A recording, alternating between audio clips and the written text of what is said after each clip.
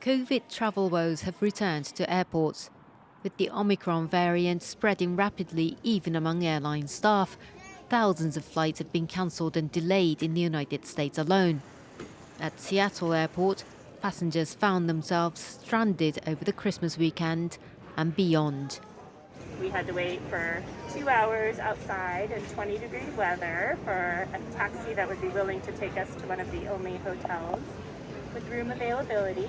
And this morning, we got another Uber driver to bring us back to the airport. The worsening airline staff shortages have prompted Anthony Fauci, the US government's top infectious disease expert, to suggest that a vaccine mandate could be considered for domestic flights. At the same time, health officials are scrambling to come up with ways to minimize the impact on business and movement.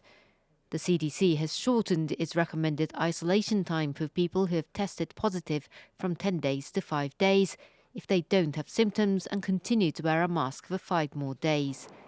It also says people who have received a booster shot of a COVID vaccine or are within 6 months of receiving their second dose don't have to quarantine even if they have been exposed to the virus.